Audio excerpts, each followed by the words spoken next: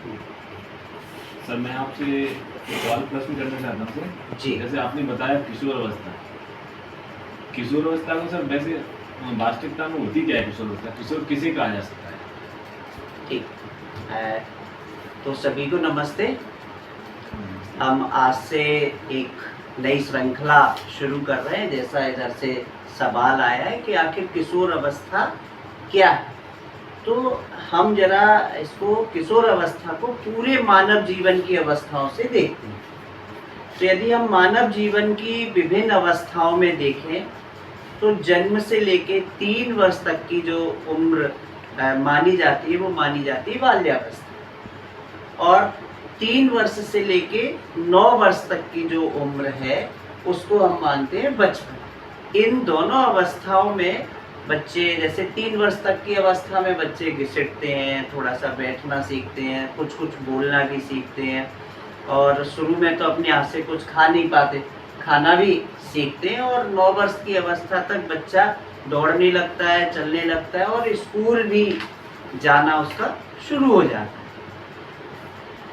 और फिर यदि इसके आगे की बात करें तो 10 वर्ष से लेके 19 वर्ष तक की जो अवस्था है, इसको यदि हम देखें तो इसको हम कहते हैं किशोर अवस्था। और 20 वर्ष से लेके 45 वर्ष की जो अवस्था है उसको हम कहेंगे युवा अवस्था।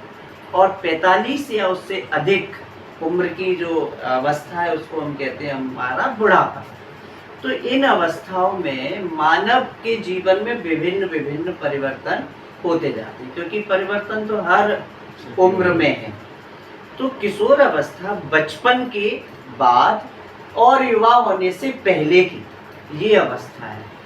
इस अवस्था में बच्चे के शरीर में बहुत सारे परिवर्तन होते हैं, सिर्फ शरीर में ही नहीं, उसके व्यवहार में भी होते हैं, उसके मन में भी होते हैं। तो इन सारे बदलाव व्यवहार के हों या शारीरिक हों, इन सब बदलावों पर बात करना बेहद जरूरी है।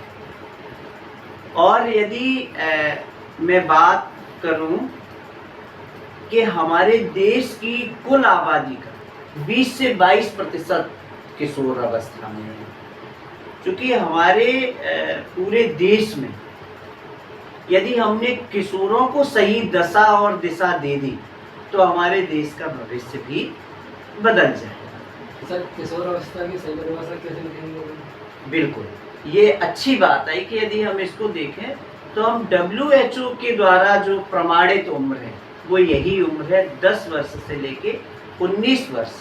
और इसको हम ऐसे कहें कि बचपन के बाद और युवावस्था से पहले की जो अवस्था है वो किशोर अवस्था कहलाएगी। इसकी उम्र हो गई 10 साल से लेके 19 वर्ष। इसको भी हम 2 हिस्सों में देख सकते हैं, एक 10 से 14 और एक 15 से 19। इस उम्र में इन दोनों जगह पर अलग अलग बदलाव आते हैं। तो हम अब अगले अंक में आपके साथ इस पर और चर्चा करेंगे कि किशोर अवस्था में कौन से बदलाव होते हैं और उन बदलावों को जानना क्यों जरूरी है। धन्यवाद सर।